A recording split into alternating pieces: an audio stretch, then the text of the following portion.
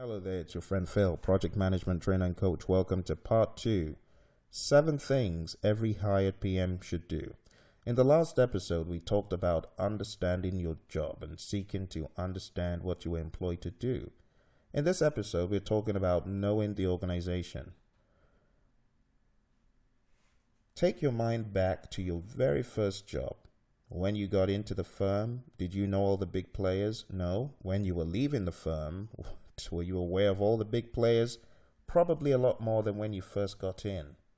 But did you make any intentional effort to really understand who the big players were at first? You see, every PM who is employed should endeavor to know the organization, endeavor to know who's who. Now, some people just learn this by osmosis. It just comes as they go through the job. But other people who are intentional know the organization as part of a study that they embark on. Right from the beginning all the way to the end, they're seeking to understand who is who, like from the CEO all the way down. They're seeking to understand what are the values of the organization. If we are meant to talk about the values of the organization right now, those folks, they can rattle it off because they have intentionally studied the organization to know who's who and what makes what tick. So, know the organization by asking your boss, first of all, who's his boss and who is his boss's boss and who are his peers. That will really help you. And it's great when you work with a boss who is not threatened by you knowing who's who in the organization. You do need to know who's who as a project manager working on cross-functional teams to pay the right amount of regards to each stakeholder. Hey, this is where you talk about initiating the project.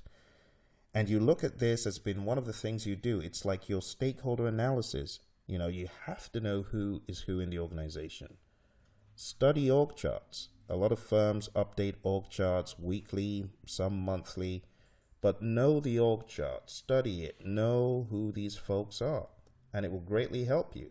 You can search the company intranet. You can read newsletters. It will tell you about new hires, who's who. I did this relentlessly. In every firm I worked in, I sought to understand who's been hired, who's been promoted, who's joined, and so on. And it really helps you position yourself sensibly in the firm. You know, you can get this information through the grapevine from colleagues, from mentors, from HR officers, and also from company documents. I remember sitting in a room when I was hired by a company to implement an earned value system, and I talk about this because it was a very highly matrixed firm. And I remember sitting down there on my first week, and as we're going through this meeting, my boss asked me to speak a few words about what I'm doing and how it fits into the grand scheme of things. And as I began to speak, I realized that people were a little bit bewildered and astonished that how come I don't know this person? How long have you been in this company? Was the question I got asked after the meeting by a couple of people.